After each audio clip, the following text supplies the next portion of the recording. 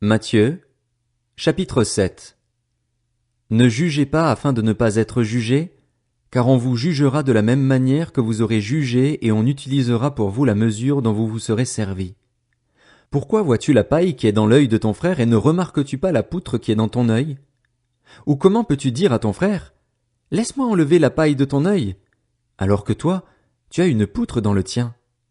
Hypocrite, enlève d'abord la poutre de ton œil, et alors tu verras clair pour retirer la paille de l'œil de ton frère. Ne donnez pas les choses saintes aux chiens et ne jetez pas vos perles devant les porcs, de peur qu'ils ne les piétinent et qu'ils ne se retournent pour vous déchirer. Demandez et l'on vous donnera. Cherchez et vous trouverez. Frappez et l'on vous ouvrira. En effet, toute personne qui demande reçoit, celui qui cherche trouve et l'on ouvre à celui qui frappe. Qui parmi vous donnera une pierre à son fils, s'il lui demande du pain? Ou s'il demande un poisson, lui donnera-t-il un serpent? Si donc, mauvais comme vous l'êtes, vous savez donner de bonnes choses à vos enfants, votre Père céleste donnera d'autant plus volontiers de bonnes choses à ceux qui les lui demandent. Tout ce que vous voudriez que les hommes fassent pour vous, vous aussi, faites-le de même pour eux, car c'est ce qu'enseignent la loi et les prophètes. Entrez par la porte étroite. En effet, large est la porte, spacieux le chemin menant à la perdition, et il y en a beaucoup qui entrent par là, mais étroite est la porte, resserré le chemin menant à la vie, et il y en a peu qui les trouvent. Méfiez-vous des prétendus prophètes. Ils viennent à vous en vêtements de brebis, mais au-dedans ce sont des loups voraces. Vous les reconnaîtrez à leurs fruits. Cueille-t-on des raisins sur des ronces ou des figues sur des chardons? Tout bon arbre produit de bons fruits, mais le mauvais arbre produit de mauvais fruits.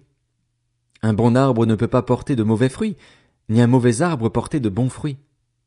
Tout arbre qui ne produit pas de bons fruits est coupé et jeté au feu. C'est donc à leurs fruits que vous les reconnaîtrez. Ceux qui me disent « Seigneur, Seigneur » n'entreront pas tous dans le royaume des cieux, mais seulement celui qui fait la volonté de mon Père céleste.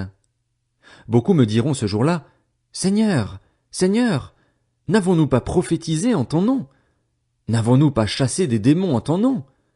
N'avons-nous pas fait beaucoup de miracles en ton nom? » Alors je leur dirai ouvertement, « Je ne vous ai jamais connus. Éloignez-vous de moi, vous qui commettez le mal. » C'est pourquoi, toute personne qui entend ces paroles que je dis et les met en pratique, je la comparerai à un homme prudent qui a construit sa maison sur le rocher. La pluie est tombée, les torrents sont venus, les vents ont soufflé et se sont déchaînés contre cette maison. Elle ne s'est pas écroulée, parce qu'elle était fondée sur le rocher. Mais toute personne qui entend ces paroles que je dis et ne les met pas en pratique ressemblera à un fou qui a construit sa maison sur le sable. La pluie est tombée, les torrents sont venus, les vents ont soufflé et se sont abattus sur cette maison. Elle s'est écroulée et sa ruine a été grande. Quand Jésus eut fini de prononcer ces paroles, les foules restèrent frappées par son enseignement, car il enseignait avec autorité et non comme leur spécialiste de la loi.